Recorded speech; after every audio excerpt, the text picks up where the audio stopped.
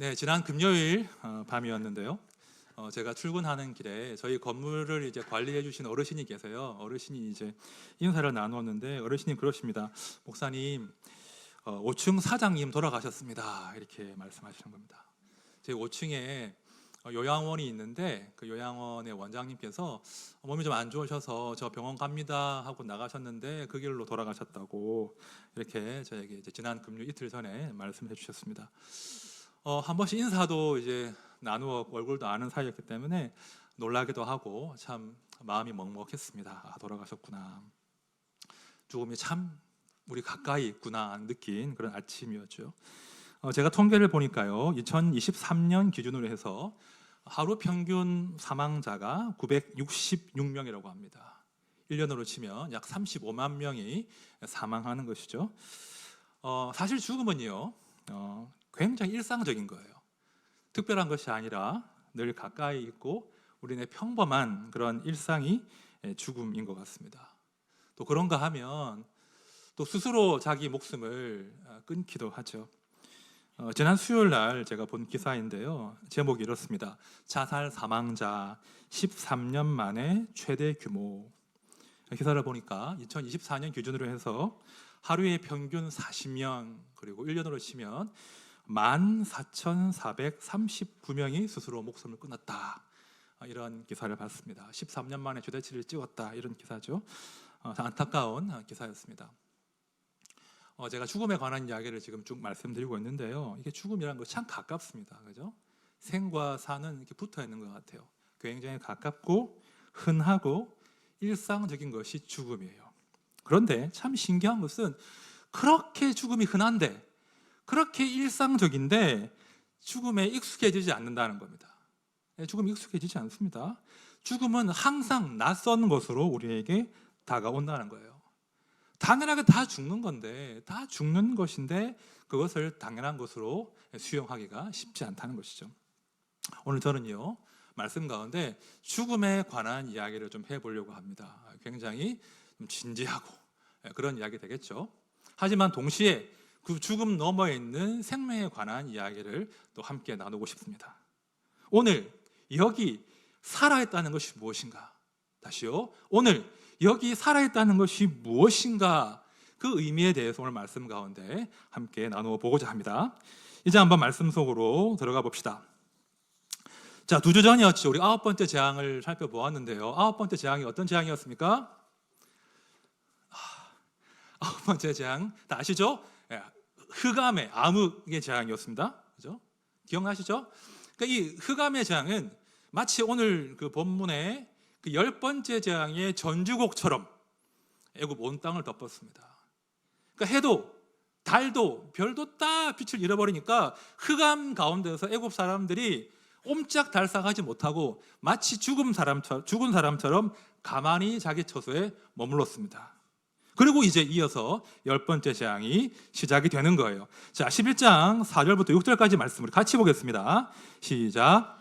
모세가 바로에게 이르되 여호와께서 이와 같이 말씀하시기를 밤중에 내가 애굽 가운데로 들어가리니 애굽 땅에 있는 모든 처음 난 것은 왕위에 앉아 있는 바로의 장자로부터 맷돌 뒤에 있는 몸종의 장자와 모든 가축의 처음 난 것까지 죽으리니 애굽 온 땅에 전무후무한 큰 부르짖음이 있으리라. 자, 어떤 재앙이죠?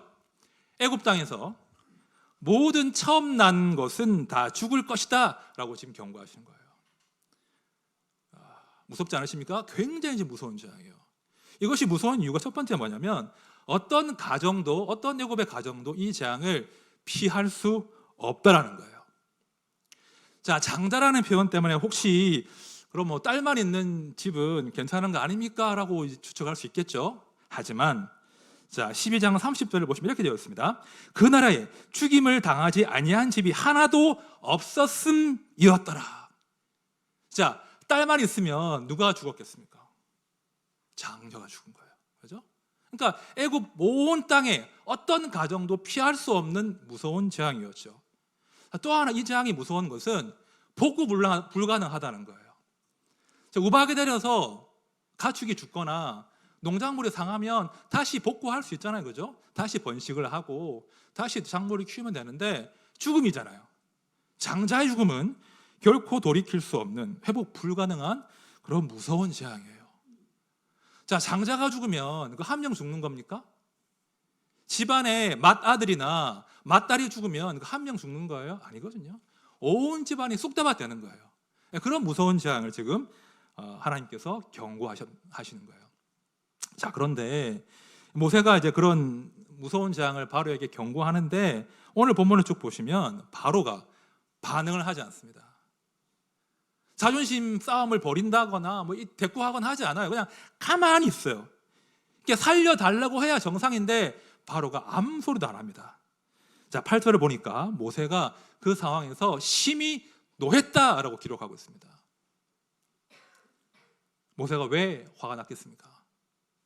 답답하잖아요. 지금 살려달라고 해야 정상이잖아요. 그런데 지금 다 죽게 생겼는데 명색이 한나라의 왕인데, 그죠? 여전히 고집을 부리면서 이렇게 완고한 마음으로 버티고 있으니까 모세가 답답해서 지금 화를 냅니다.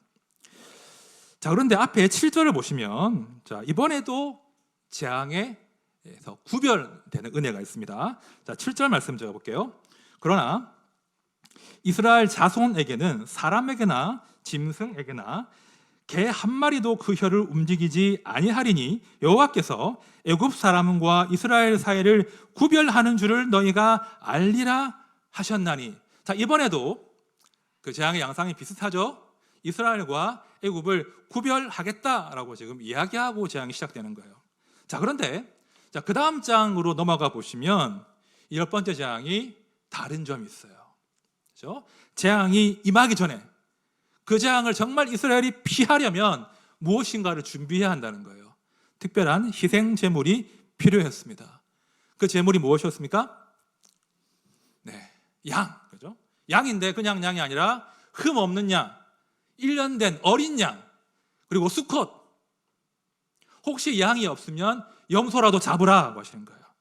그죠? 잡아놨다가 날이 되면, 정한 날이 되면 14일이죠. 14일이 되면 그 밤에 그 양을 잡으라고 하십니다. 자, 그리고 이제 7절과 8절을 함께 보겠습니다. 시작. 양을 먹은 집 좌우 문설주와 임방에 바르고 그 밤에 그 고기를 불에 구워 무교병과 쓴 나물과 아울러 먹되. 자, 보이시죠? 자, 이전까지는 재앙이 자동으로 넘어갔어요. 쉽게 말하면 이스라엘에게는 면책 특권이 있었는데 10번째 재앙으로 가니까 그 면책 특권이 사라지는 거예요. 누가 대신 주가 돼요? 양이요.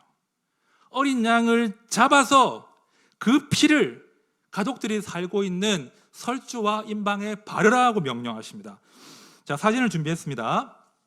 자, 보시는 사진에서 이렇게 설주가 보이시죠? 기둥이에요.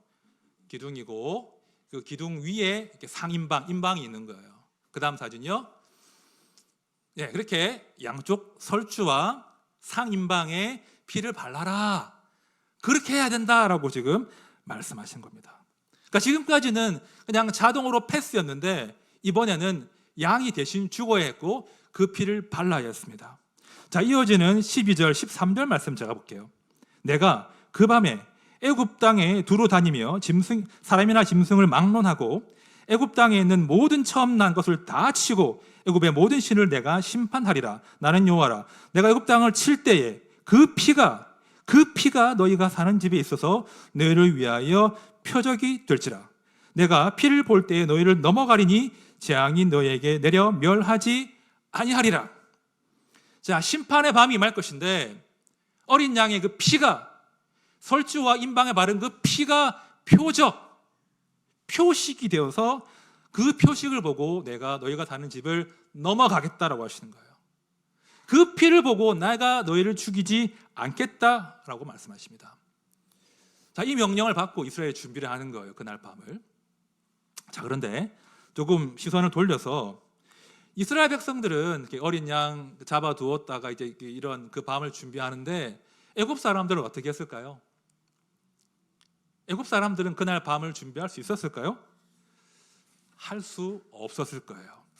자, 왜 그러냐면 앞으로 돌아가서 처음에 모세가 바로에게 10번째 재앙을 선고할 때 말입니다. 11장 4절을 보시면 언제 그 재앙이 임할지 특정하지 않아요. 그냥 밤중에라고 합니다. 밤중에. 그렇죠? 언제란 말이 없어요. 밤중에라고 합니다.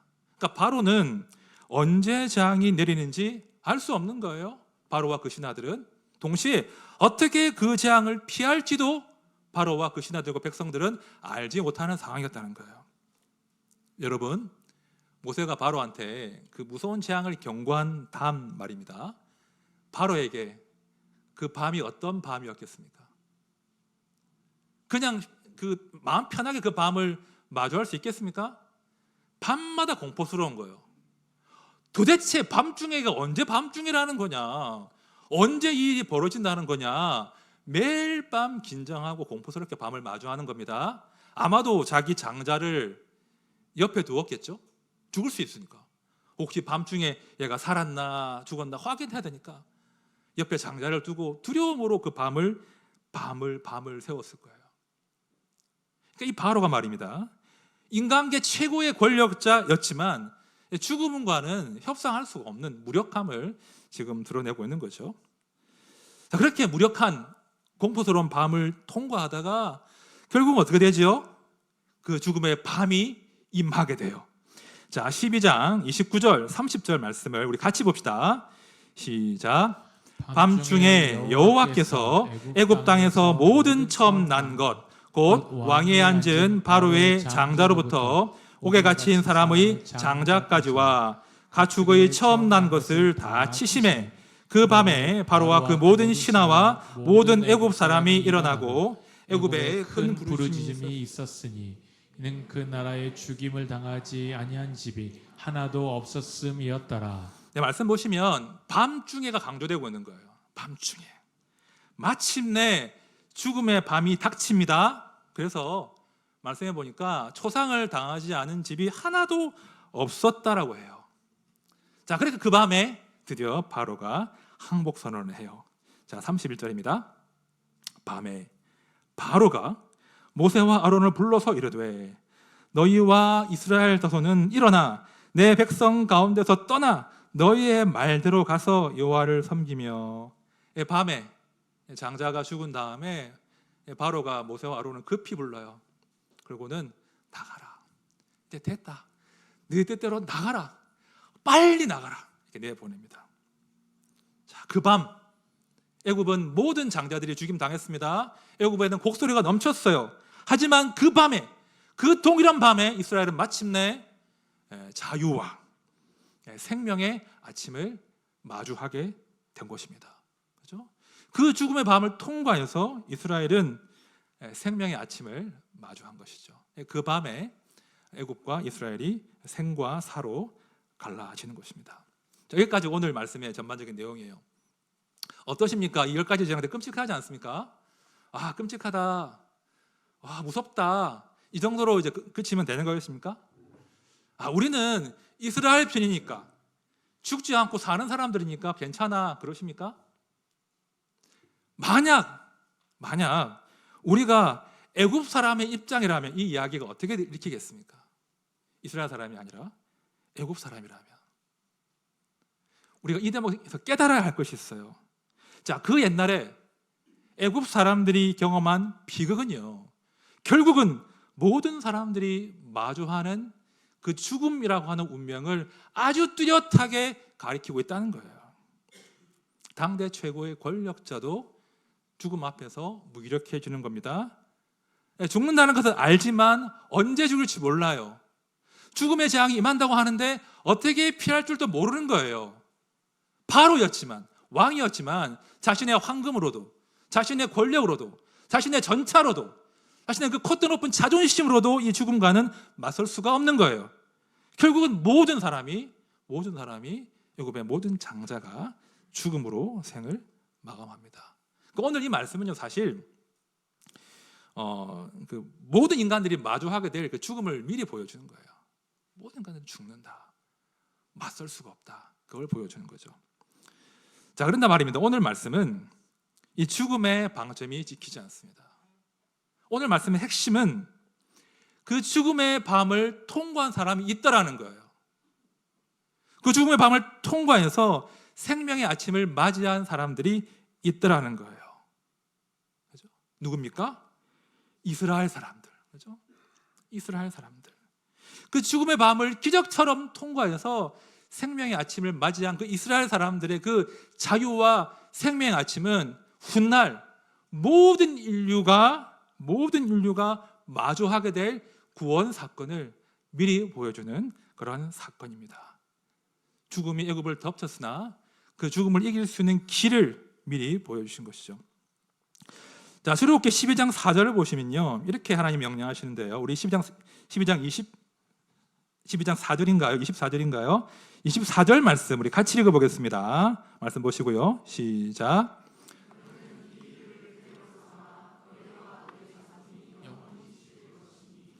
자, 이 일이 뭡니까? 그 죽음의 밤을 의미하거든요. 하나님께서 이스라엘 백성들에게 그 죽음의 밤을 기억하라고 하시는 거예요. 그것도 영원히 기억하라고 하십니다. 그 밤, 어린 양이 우리 대신해서 도살되어 죽었던 그 밤, 그 죽음의 대가로 맞이한 그 자유와 생명의 아침을 대대로 영원히 기억하라고 말씀하시는 거예요. 다시요. 죽지 않고 살아서 마주하는 그 아침이 그저 당연한 것이 아니라 누군가의 목숨값이었다는 것을 너희는 영원히 기억하라고 말씀하는 거예요. 이것이 너희의 정체성이 되어야 한다. 제가 다음 주에 한 번 더 말씀드리겠지만 이스라엘의 정체성 가장 중요한 것은 기억하는 거예요. 기억하는 거. 무엇을 기억합니까? 그 밤을 기억하는 거예요. 누군가는 죽었어요. 누군가는 죽었는데 나는 살아서 마주한 그 아침, 어린 양의 그 대신적 죽음으로 내가 마주한 그 아침을 기억하는 것이 이스라엘의 정체성이라는 거예요.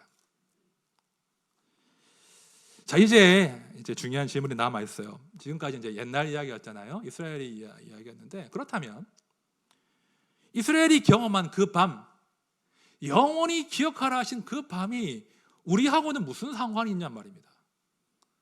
그들의 명절일 뿐인 거지 우리하고는 그 밤이 무슨 상관이 있는 것이죠? 여러분, 오늘 말씀에 나오는 이 수없이 도살당한 그 어린 양이 누구를 가리키고 있습니까? 자, 이스라엘을 대신하여 수없이 도살당한 그 어린 양은 누구를 가리키고 있죠? 자, 이사야 말씀 보십시오. 이사야 53장 5절부터 7절까지 말씀 우리 같이 읽어보겠습니다. 시작. 그가 질림은 우리의 허물 때문이요 그가 상함은 우리의 죄악 때문이라. 그가 징계를 받음으로 우리는 평화를 누리고 그가 채찍에 맞음으로 우리는 나음을 받았도다. 우리는 다 양 같아서 그릇 행하여 각기 제 길로 갔거늘 여호와께서는 우리 모두의 죄악을 그에게 담당시키셨도다.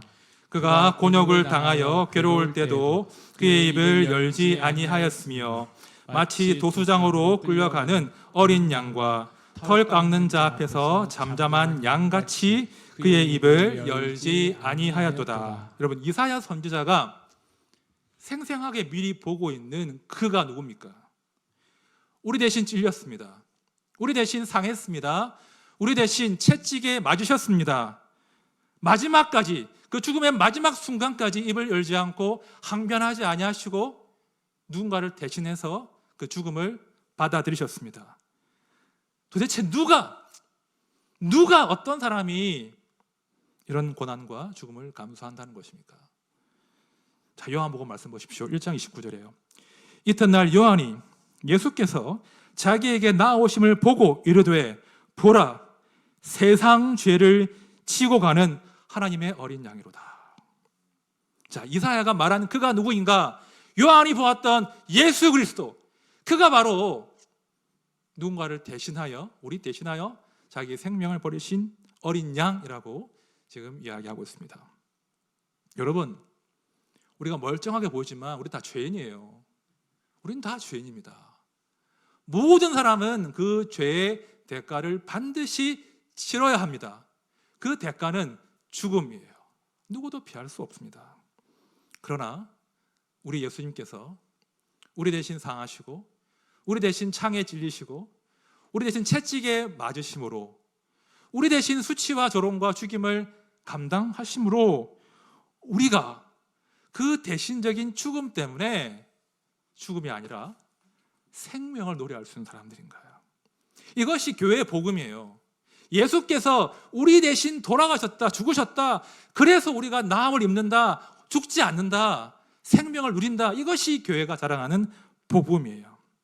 오늘 6월절 사건은 그 복음을 미리 보여주는 그런 사건입니다.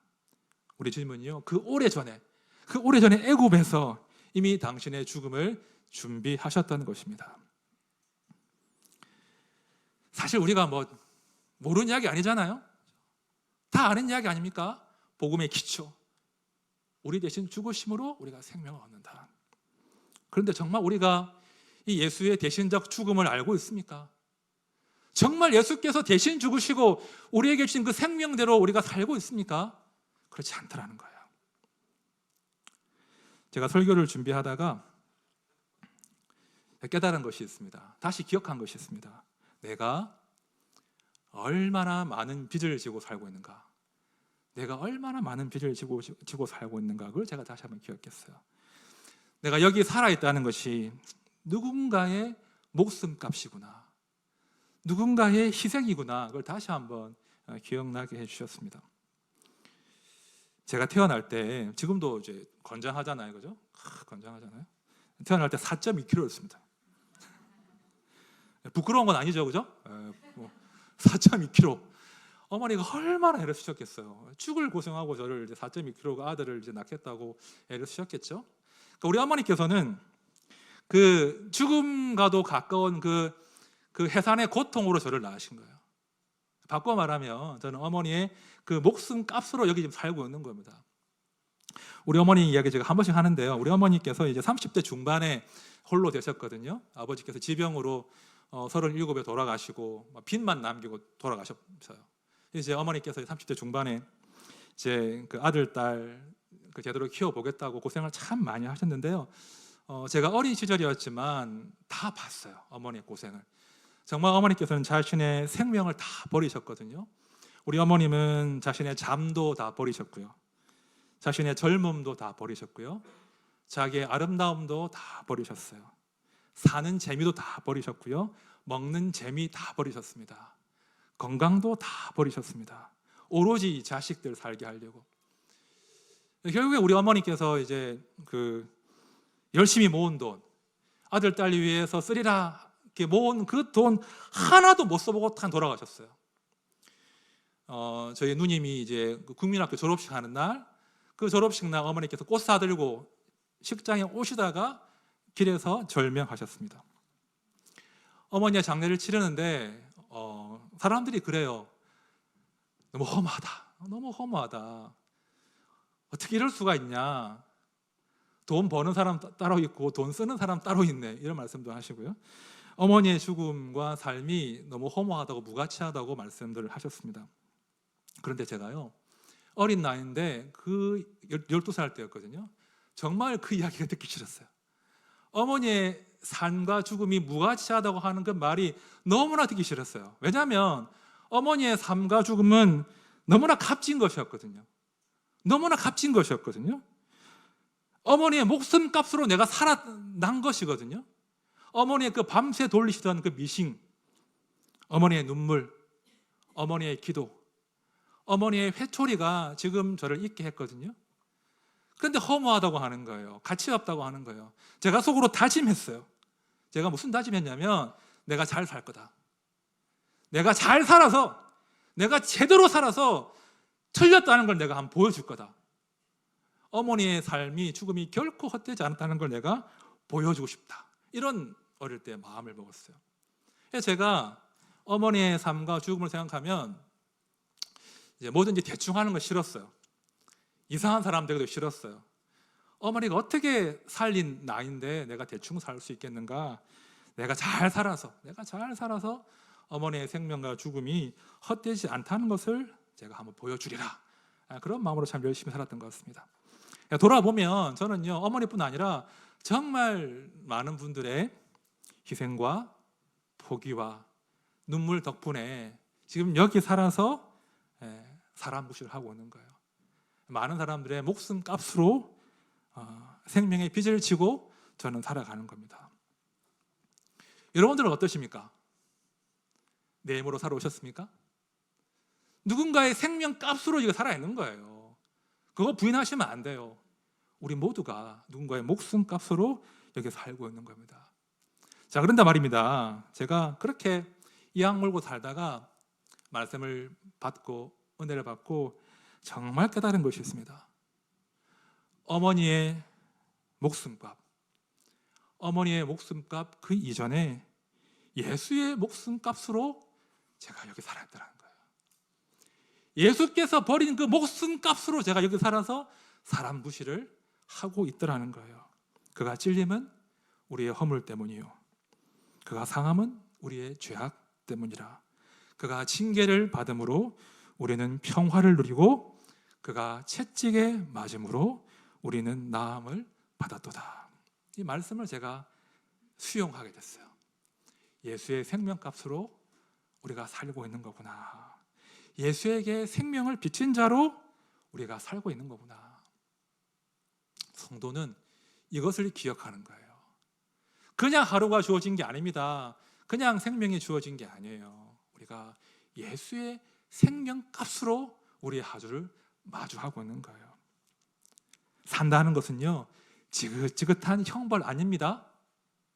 이거 지겨워 죽겠어, 그럼 계시죠? 아니라는 거예요. 산다는 것은 지긋지긋한 형벌도 아니에요. 혹은 당연히 주장할 수 있는 권리도 아니에요. 산다는 것은 예수의 생명값으로 누리는 하나님의 선물이에요. 오직 성도는 이건 안다는 거예요. 이걸 알고 사셔야 됩니다. 여러분, 잘 사십시오. 잘 사십시오. 하루하루 죽지 마시고 하루하루 잘 사십시오. 그래야 성도예요. 그죠? 그래서 예수의 생명값이 결코 헛되지 않다는 것을, 예수의 목숨이 결코 싸구려가 아니라는 것을 성도는 이 땅의 삶 가운데 매일매일 보여주셔야 된다는 거예요. 이제 말씀을 정리하겠습니다. 최근에 기사를 유심히 보시면 스스로 생을 마감하시는 분들의 기사가 부쩍 늘었습니다. 실제로 그래요. 기사를 보면 오죽하면 스스로 생을 마감하겠나, 오죽하면 병든 어머니 먼저 보내고 병든 자식 죽이고 자기 목숨도 끊겠나, 이런 안타까운 일들이 너무나 많아요. 눈에 보이지 않지만 우리가 참 아픈 시대를 살고 있죠. 우리의 삶의 현장이기도 해요. 우리 삶이 만만치 않거든요. 자, 그러나 성도 여러분, 절대로 죽으시면 안 됩니다. 절대로 마음대로 죽으시면 안 됩니다. 우리 살아야 돼요. 살아도 대충 살면 안 되고 잘 살아야 돼요. 여러분, 아이고 죽겠네, 이런 말도 꺼내지 마세요. 아이고 죽겠네, 그러지 마시라고요. 그런 말도 하지 마십시오. 성도는요, 스스로 죽을 권리가 없어요. 성도는 잘 살아야 될 의무만 있는 사람들이에요. 다시요, 성도는 스스로 죽을 권리가 없습니다. 성도는 오직 잘 살아야 할 특권만 있는 거예요. 그걸 기억하십시오. 죽지 말고 살아라. 죽지 말고 살아라. 살아도 잘 살아라. 이것이 당신의 백성들을 향하신 우리 하나님의 외침이고 소원이에요.